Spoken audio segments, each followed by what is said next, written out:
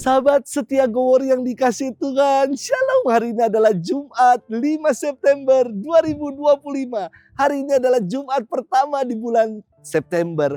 Kita berdevosi kepada hati Yesus yang Maha Kudus.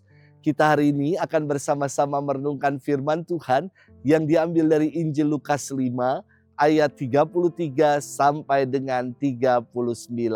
Mari kita siapkan hati kita. Haleluya,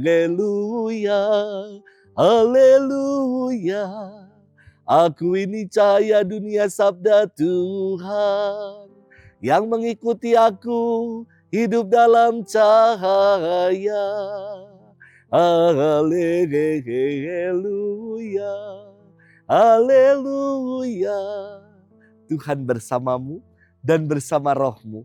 Inilah Injil suci menurut Lukas, dimuliakanlah Tuhan. Sekali peristiwa orang-orang Farisi dan ahli-ahli Taurat berkata kepada Yesus, murid-murid Yohanes sering berpuasa dan sembahyang. Demikian pula murid-murid orang Farisi, tetapi murid-muridmu makan dan minum. Yesus menjawab, dapatkah sahabat mempelai disuruh berpuasa selagi mempelai itu bersama mereka? Tetapi akan datang waktunya mempelai diambil dari mereka. Pada waktu itulah mereka akan berpuasa. Yesus mengatakan juga suatu perumpamaan kepada mereka. Tiada seorang pun mengoyakkan secari kain dari baju yang baru untuk ditambalkan pada baju yang tua. Sebab jika demikian, yang baru itu pun akan koyak. Apalagi kain penambal yang dikoyakkan dari baju baru tidak akan cocok pada baju yang tua. Demikian juga tiada seorang pun mengisikan anggur baru ke dalam kantong kulit yang tua. Sebab jika demikian, anggur baru itu akan mengoyakkan kantong tua itu, lalu anggur akan terbuang dan kantong itu pun hancur. Tetapi anggur baru harus disimpan dalam kantong yang baru pula. Dan tiada seorang pun yang telah minum anggur tua ingin minum anggur yang baru. Sebab ia akan berkata, anggur yang tua lebih baik. Demikianlah sabda Tuhan. Terpujilah Kristus. Sahabat setia Gowor yang dikasihi Tuhan, Shalom. Saya pernah diminta oleh beberapa umat, Romo badannya kayaknya udah semakin gemuk.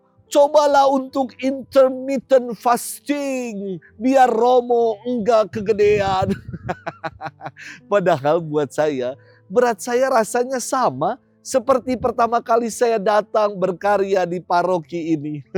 Mungkin renungan saya, jubahnya saja yang agak menyusut. Banyak orang puasa, saya kira, bukan untuk bermati raga, tetapi supaya enggak mati gaya agar bisa pakai pakaian yang slim fit. Syukurlah, seluruh pakaian yang ada di lemari pakaian saya modelnya slim fat, bukan slim fit. Jadi masih muat semua ya. Sahabat setia Gowor yang dikasihi Tuhan. Orang-orang Farisi dan ahli-ahli Taurat dalam firman hari ini gagal memaknai arti askese atau mati raga dalam hidup beriman. Mereka berkata kepada Yesus, murid-murid Yohanes sering berpuasa dan bersembahyang. Demikian pula murid-murid orang Farisi. Tetapi murid-muridmu makan dan minum. Pernyataan ini singkatnya ingin mengatakan, mengapa murid-muridmu tidak berpuasa dan sembahyang seperti kami ini loh? Inilah letak kekeliruan mereka. Orang Farisi dan ahli Taurat merasa diri yang paling suci, sok suci. Dan mengklaim puasa dan sembahyang mereka sebagai praktik yang paling benar dan paling suci. Puasa adalah olah rasa dan olah batin yang menjadi sarana untuk mengalami kasih Tuhan. Sembahyang atau menyembah Tuhan merupakan sikap bakti untuk menjalin relasi dengan Allah. Puasa dan sembahyang tidak pernah menjadi tujuan dalam hidup beriman kita. Puasa dan sembahyang membantu kita untuk semakin merasakan karya Allah dalam hidup.